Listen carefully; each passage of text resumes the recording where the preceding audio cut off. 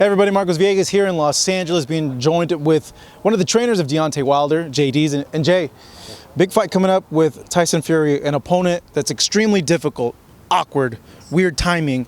How's the camp been like, and you looking at Wilder, really breaking him down for a fight with Fury and taking advantages of the weaknesses you see there?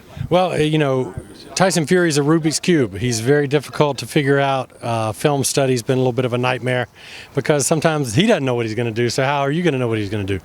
But there's also some things that are habits, things that he does that are patterns that are, you know, you can discern a little bit about what's going on and what he's trying to accomplish. And so ultimately it's two awkward guys in there. So how it's going to play out is going to be really interesting, but I feel very confident that Deontay Wilder is going to figure that Rubik's Cube out and make a great fight out of it and emerge victorious in a really spectacular way. I know you guys brought in Malik Scott to kind of mimic the movement of Tyson Fury, and like you mentioned, Fury's movement is one of a kind. He can only move the way that he does. Yeah. But how has Deontay adjusted and reacted to Malik moving like that and in sparring situations? Well, yeah, Malik's working as a sparring partner as well. As just when Deontay shadow boxes, we just like Malik giving him just that look, just something, maybe even in his peripheral vision, just to see some of the herky-jerky motion, some of the little things he's going to do. We've even, trying to learn a good English accent so we can trash talk, with a little bit of an English accent that way, because we know these are things that we can expect in the fight. So we're kind of preparing for every scenario. But the most important thing with Tyson Fury is you can't wait till round 9 or 10 and say, we just got to hit him with a big shot, because he's not going to give it to you. You've got to make your opportunity. You can't wait on an opportunity. And then you've also, early in the fight, you got to make inroads. You can't just do like Klitschko did and kind of wait for that moment and the rounds are slipping by little. You've got to make some progress early on. So you were thinking that right from the get-go you want Deontay to go right after him? I don't even say right after him, but just in terms of you just can't play defense and try to figure this thing out as the rounds are slipping by. You've got to take some chances. You've got to make your way. You got to do some things that are going to be beneficial to you. So the fight goes late. You've got some work done, and you've slowed him down to a point where some of the things you're wanting to do, maybe you couldn't do early, you can do late. Would it shock you if Fury just stands there in front of Deontay?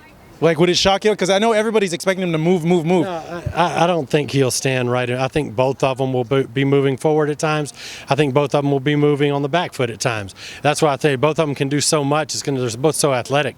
There's going to be a lot of ebb and flow in this thing. That's why it's such a compelling fight, because it could be going one way, and then like that it could switch.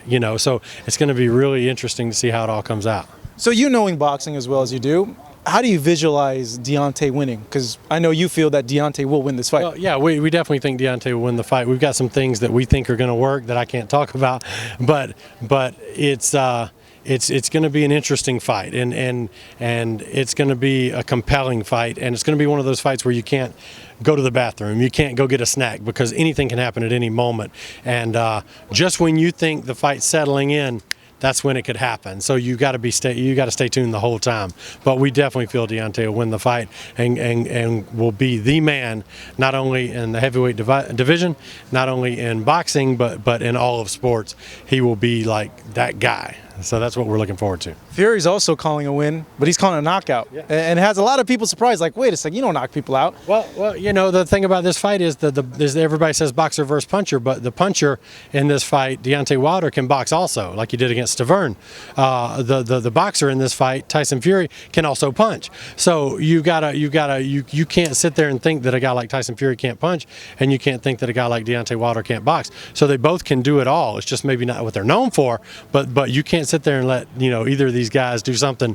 Deontay will box circles around you, believe me, and Tyson Fury can crack. So it's a little bit of everything could go on here. So the ultimate prize in this picture is a fight with Joshua. You guys the team has made advances to want that fight. Seems you guys want the fight. Seems Joshua personally looks like wants the fight, but there's other stuff going on with that. With this White Chisora 2 rematch, to me, it seems it's kind of going that way, where that winner is going to fight Joshua. Do you see it that way as well? Well, I'm not even worried about anybody but Tyson Fury, you know, because there is no other fight other than that. If you don't get that fight, the rest of it's just completely a moot point. You know, we only look at what's in front of us, and what's in front of us is a very tall, very athletic, lefty, righty, in, out, clean, dirty. You know, he can do it all. So we know we've got a job in front of us. So we're only looking at Tyson Fury, and we would be remiss if we look past that. After the fight's over, then I'll be glad to answer all those kind of questions. But until then, that's all I can think about. You win by knockout? I would never call it. I never call those things. I feel like we're going to win. I always feel like we're going to win. I got complete confidence in Deontay Wilder, but I leave that to the fighters. You know, they're the ones in the ring. And so for, you know, them to make that kind of statement is one thing. I'm not one of those trainers that's going to sit there and, you know, and trash talk another guy or say this, that, or the other about a knockout. You know, all I know is I feel great about our preparation. I think we're going to win the fight. All right, Jay, thank you so much. I really appreciate it. Go ahead and catch your flight now. I don't want to keep you away or to miss it. JD's will be Jay will be in the corner of his fighter Deontay Wilder, who takes on Tyson Fury coming up December 1st on Showtime pay-per-view.